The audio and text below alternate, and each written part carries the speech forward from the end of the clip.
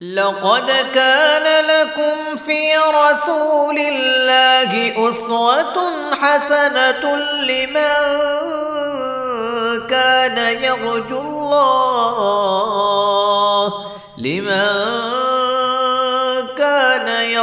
الله واليوم الآخر وذكر الله كثيرا. نحمده ونصلي علی رسول الکریم، اما بعد.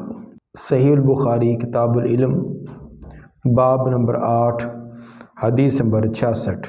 باب من قعد حیث ینتہی بہ المجلس ومن رأى فرجة فی الحلقة فجلس فیہا. باب ہے کہ جو مجلس کے اختتام پر مجلس کے آخر میں آ بیٹھے. ومن رأى فرجة، اسی طرح باب ہے اس آدمی کے متعلق بھی جو دیکھے کوئی خالی جگہ فی الحلقۃ مجلس میں فجلس فیہا، تو اس جگہ بیٹھ جائے. گزشتہ ابواب میں احادیث کی تحمل، احادیث کو لینے کی اقسام امام بخاری رحمہ اللہ نے بیان کی تھی. اب علم حاصل کرنے کے آداب بیان کرنا چاہتے ہیں کہ علمی مجلس میں جہاں جگہ ملے فوراً وہاں بیٹھ جانا چاہیے. اپنے تکبر اور نخوت کی وجہ سے پیچھے بیٹھنے میں اپنی حد تک محسوس کرنا اور دوسروں کی گردنیں پھاند کر آگے جا کر بیٹھنا، یہ درست نہیں ہے. اگر تکبر کی وجہ سے علمی مجلس سے کوئی اعراض کرے تو یہ ایک حرام اور ممنوع کام کا ارتکاب کرے گا. اگر بے پرواہی کی وجہ سے، غفلت کی وجہ سے علمی مجلس سے اعراض کرے تو علم سے محرومی کا یہ سبب بن جائے گی. تو بہرحال امام بخاری رحمہ اللہ یہ ثابت کرنا چاہتے ہیں کہ علم حاصل کرنے کے لیے ذوق اور شوق سے اول وقت میں استاد کے اور محدث اور شیخ کے قریب آ کر بیٹھنا چاہیے. اگر کسی مجبوری کی وجہ سے کوئی لیٹ ہو گیا ہے تو پھر جہاں اس کو جگہ ملے وہیں بیٹھ جائے، تمام کو ڈسٹرب کرے، تمام کی توجہ کو اپنی طرف مبذول کرے، کبھی ادھر حرکت، کبھی ادھر جائے، کبھی ادھر آئے، کبھی ادھر کھٹکا دھڑکا کرے. یہ اس کے لیے لائق نہیں کہ ایک وہ دیر سے آیا ہے، دوسرا تمام مجلس جو علمی مجلس ہے اس کے اندر انتشار پیدا کرے. تو جہاں اس کو آسانی سے جگہ ملے وہیں بیٹھ جائے. ہاں البتہ اگر آگے جگہ خالی ہے، جو پہلے بیٹھے ہوئے انہوں نے غفلت سے کام لیا، انہوں نے آگے والی صفیں، آگے والی جگہ پر نہیں کی، تو اگر کوئی دیکھتا کہ آگے جگہ خالی ہے تو تب وہ آگے آ کر بیٹھ سکتا ہے. یہ آداب کے منافی نہیں ہے. یہ تو مجلس اور کلاس میں بیٹھنے والوں کو اہتمام کرنا چاہیے کہ جو پہلے آیا ہے وہ آگے بیٹھے، اس کے بعد پیچھے، پھر اس کے پیچھے. تو اگر کوئی اپنی مفادات کی خاطر کوئی ٹیک لگا کر کدھر بیٹھا ہوا ہے، کوئی اے سی کی وجہ سے یا پنکھے کی وجہ سے اور سائڈ پر بیٹھا ہوا ہے، آگے جگہ خالی چھوڑی ہوئی ہے، تو یہ گویا کہ انہوں نے علم سے غفلت والا انداز اختیار کیا. تو ایسی صورت میں بعد میں آنے والا آگے خالی جگہ پر بیٹھ جائے تو اس میں کوئی حرج نہ ہوگا. قال حدثنا اسماعیل قال حدثني مالک عن اسحاق بن عبد الله بن ابی طلحہ ان ابا مرۃ مولا عقیل بن ابی طالب اخبرہ ان ابی واقد اللیثی ان رسول اللہ صلی اللہ علیہ وسلم بینما هو جالس فی المسجد. ابو واقد لیثی نام ان کا حارث بن مالک ہے اور کنیت کے ساتھ یہ زیادہ معروف اور مشہور ہیں. فرماتے ہیں کہ رسول مقبول صلی اللہ علیہ وآلہ وسلم بینما و جالس فی المسجد، ایک مرتبہ ان کے دوران مسجد میں بیٹھے ہوئے تھے. والناس معہ، لوگ بھی آپ کے ساتھ تھے. آپ اکیلے نہیں تھے بلکہ علمی مجلس مسجد میں لگا کر بیٹھے ہوئے تھے. تو مسجد صرف نماز ہی کی جگہ نہیں بلکہ علمی مجالس کی بھی یہ جگہ ہے. تو مسجد کے اندر علمی حلقے، علمی مجلسیں منعقد ہونی چاہیے۔ نبی صلی اللہ علیہ وآلہ وسلم بھی ایسی مجلسیں قائم کیا کرتے تھے۔ اذ اقبل ثلاثۃ نفر، اچانک 3 آدمیوں کا ایک گروہ آیا۔ جب آپ مجلس لگا کر بیٹھے ہوئے تھے تو 3 آدمی آئے۔ فاقبل اثنان الی رسول اللہ صلی اللہ علیہ وسلم وذهب واحد، 2 تو متوجہ ہوئے آپ صلی اللہ علیہ وسلم کی طرف، 2 تو آگے آپ کی طرف آ گئے۔ وذهب واحد، اور ایک واپس چلا گیا۔ ان 3 آنے والوں میں سے 2 آپ کی مجلس کی طرف آگے بڑھے، لیکن ایک جب وہ واپس چلا گیا۔ قال فوقف علی رسول اللہ صلی اللہ علیہ وسلم، راوی بیان کرتے ہیں کہ وہ دونوں ٹھہر گئے رسول صلی اللہ علیہ وسلم کی طرف، آپ کے قریب یا آپ کی مجلس میں آ کر ٹھہر گئے، انتظار کرنے لگے، دائیں بائیں دیکھنے لگے کہ ان کو کوئی جگہ ملے تو وہاں وہ بیٹھے۔ فَأَمَّا أَحَدُهُمَا فَرَعَى فُرْجَةً فِي الْحَلْقَةِ، ان دونوں میں سے ایک نے اس مجلس میں، اس حلقہ میں ایک خالی جگہ دیکھی، فَجَلَسَ فِيهَا، تو وہ وہیں بیٹھ گیا۔ ان دونوں میں سے ایک نے دائیں بائیں دیکھا تو خالی جگہ اس کو نظر آئی، وہ وہیں جا کر بیٹھ گیا۔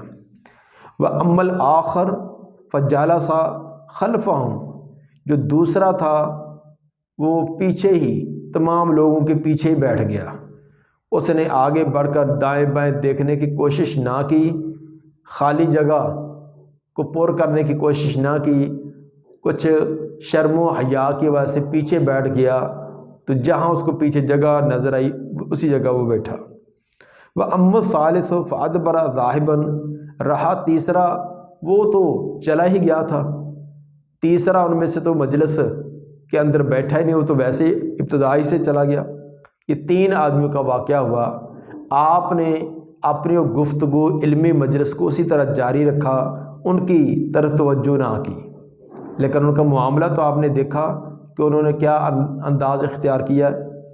فلما فارغ رسول اللہ صلی اللہ علیہ وسلم، جب آپ صلی اللہ علیہ وسلم فارغ ہوئے، جو آپ بات فرما رہے تھے، جو بات کر رہے تھے، جب اس سے فارغ ہوئے، قال الا اخبرکم عن النفر الثلاثہ، آپ نے فرمایا کیا میں تمہیں 3 آدمیوں کا جو گروہ تھا ان کا حال نہ بیان کروں؟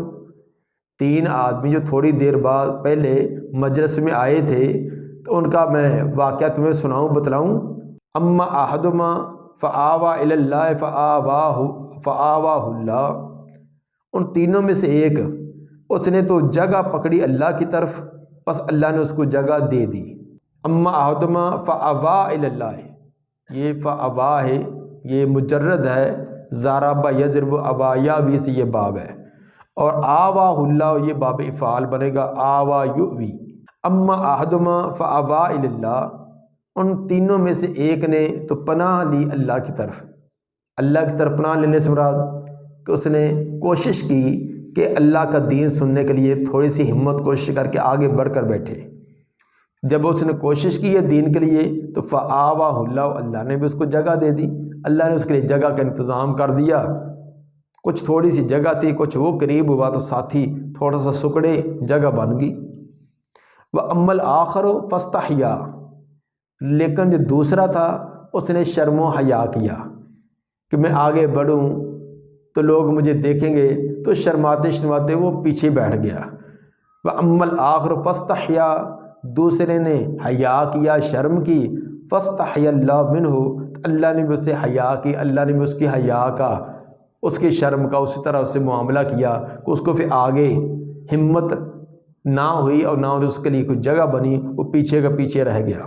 یہ تو ہو گئے وہ 2 آدمی جو مجلس کے اندر آئے، ایک بڑھ کر آگے بیٹھا، بڑے کوشش کے ساتھ آگے آیا تاکہ مجھے قریب ہونے کی وجہ سے زیادہ صاف بات سنائی دے اور میں زیادہ علمی بات کو ٹھیک طریقے سے سن سکوں۔ دوسرے نے کوشش نہ کی، وہ شرم و حیا کی وجہ سے پیچھے بیٹھ گیا، تو صاف ظاہر ہے پیچھے والے کو بات پوری کی پوری اور صاف کلیئر نہیں پہنچتی، جس طرح کی بھی اس کو علمی بات وہاں پہنچی اس نے وہ سنی۔ اور ویسے بھی استاد کے شیخ کے قریب بیٹھنے اور دور بیٹھنے کا بھی فرق ہوتا ہے۔ وَأَمَّا الْآخَرُ رہا ایک اور تیسرا جو تھا جو ابتدا سے ہی چلا گیا تھا، وَأَمَّا الْآخَرُ رہا ایک دوسرا آدمی، فَأَعْرَضَ اس نے اعراض کیا، اس نے علمی مجلس میں بیٹھنے سے اعراض کیا، فَأَعْرَضَ اللَّهُ عَنْهُ تو اللہ نے بھی اس سے اعراض کیا۔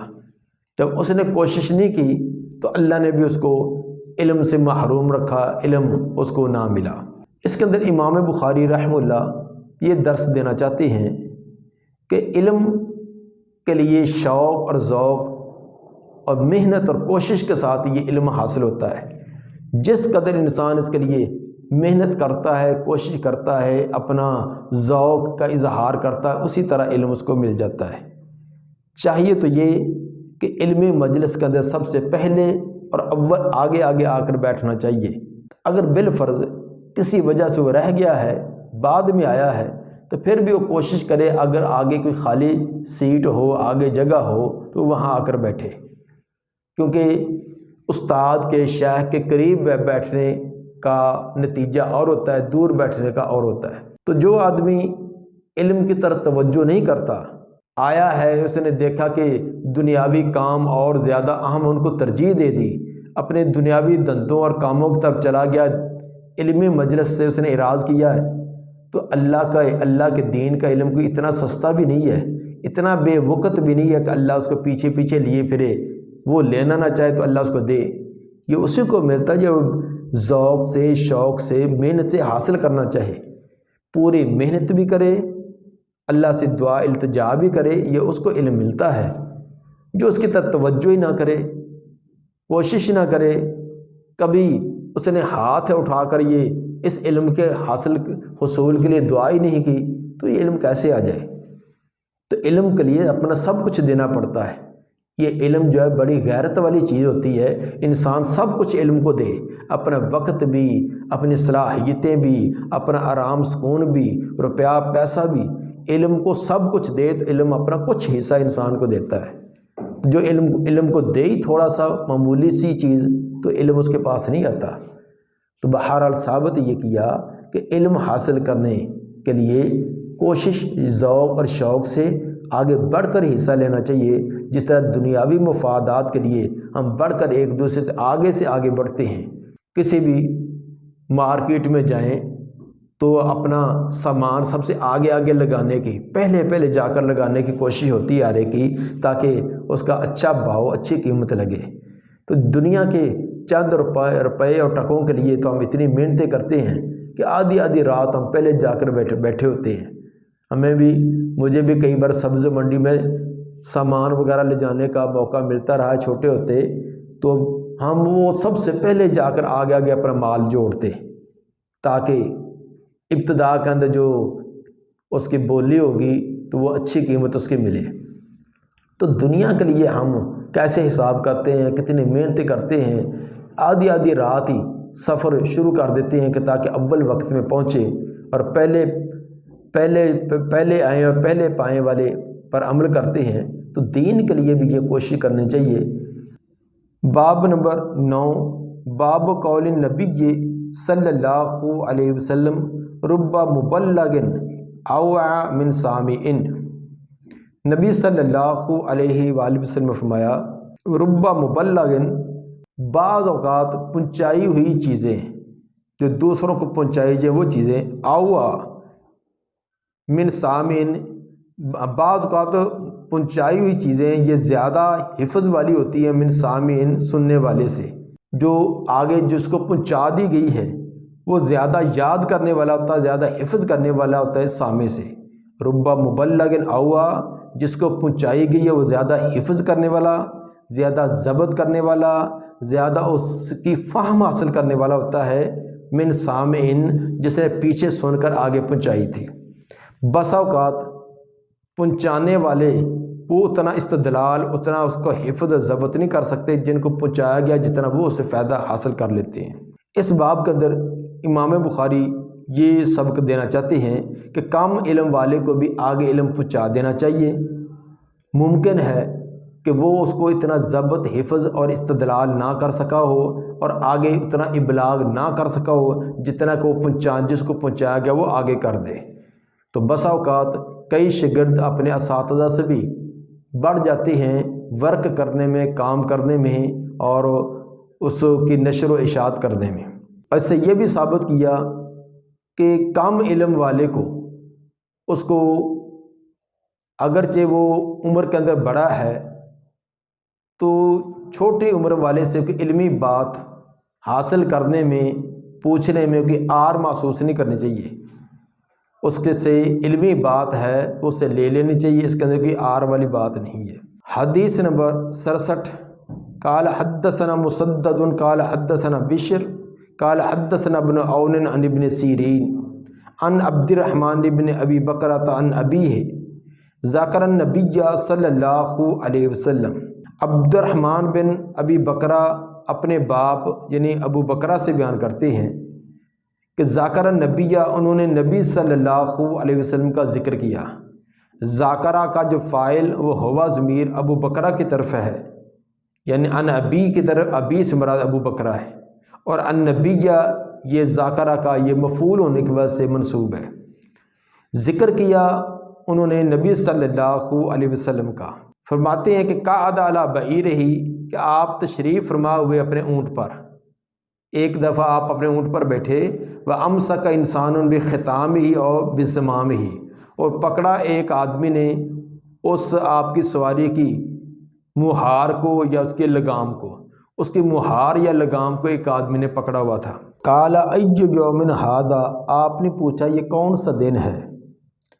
فَسَكَتْنَا، ہم خاموش ہو گئے، حَتَّى ظَنَنَّا، یہاں تک کہ ہم نے یہ سمجھا، یہ گمان کیا، انَّهُ سَيُسَمِّيهِ بغیر اسمہ، کہ آپ اس کا نام رکھیں گے کوئی اور نام، کہ آپ اس دن کا کوئی اور نام رکھنا چاہتے ہیں، کیونکہ تمام کو پتہ تھا یہ قربانی کا دن ہے، 10 ذو الحجہ ہے اور یہ یوم الاضحیٰ ہے۔ تو صحابہ کرام نے پوچھا کہ یہ مشہور و معروف چھوٹا بڑا ہر ایک جانتا ہے، آپ جو پوچھنے کہ یہ کون سا دن ہے تو شاید آپ اس کا کوئی نام تبدیل کرنا چاہتے ہیں، کوئی اور نام رکھنا چاہتے ہیں۔ تو صحابہ کرام نے سمجھا کہ یہ آپ کا سوال استفہام کے لیے، پوچھنے کے لیے، حالانکہ آپ پوچھنا نہیں چاہتے تھے بلکہ آپ متوجہ کرنا چاہتے تھے۔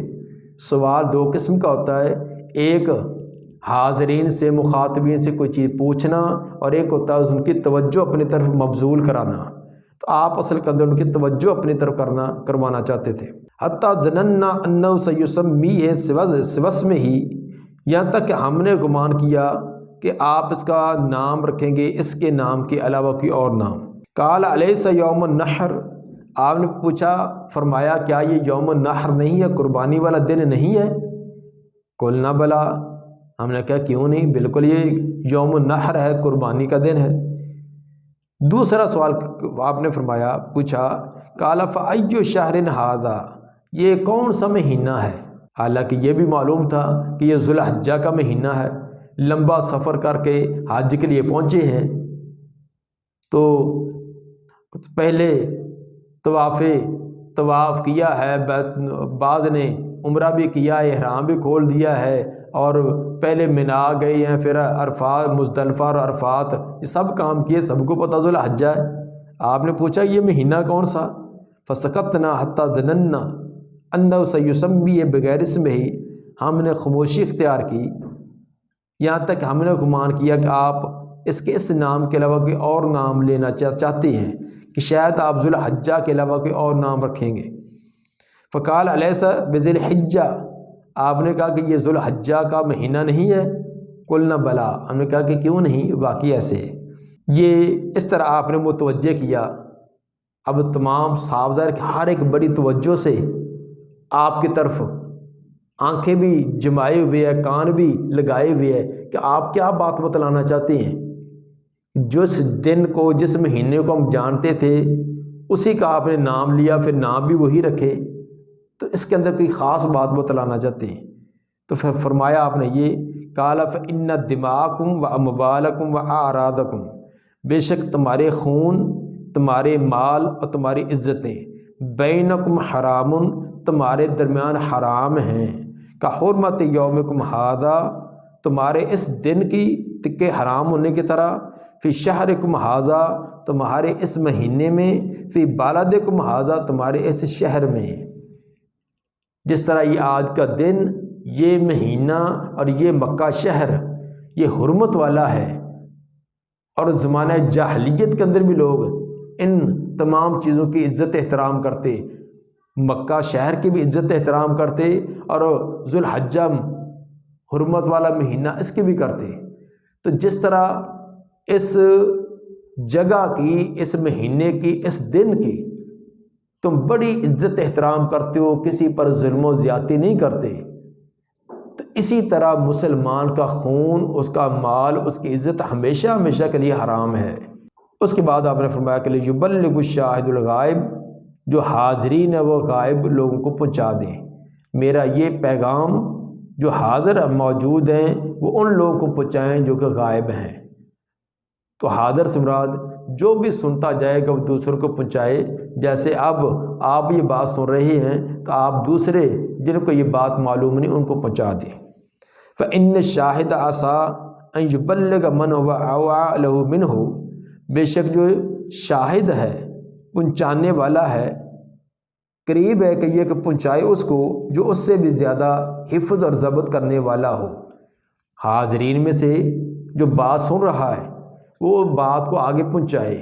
عین ممکن ہے کہ جس کو آگے پہنچائی جا رہی ہے وہ اس بات کو زیادہ ضبط کرنے والا، حفظ کرنے والا، اس کا زیادہ مفہوم اچھے انداز میں آگے بیان کرنے والا ہو۔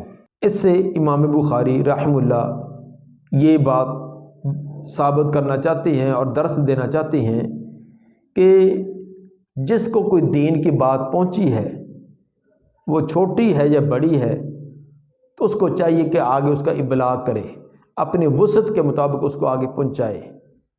تو وسعت مختلف لوگوں کے مختلف ہوتی ہے۔ ایک آدمی ایک چھوٹے سے دائرے میں رہتا ہے، وہ اپنے متحد 2-4 افراد ہیں انہیں کو پہنچائے۔ ایک آدمی کا حلقہ بہت زیادہ ہے، ان کو پہنچائے۔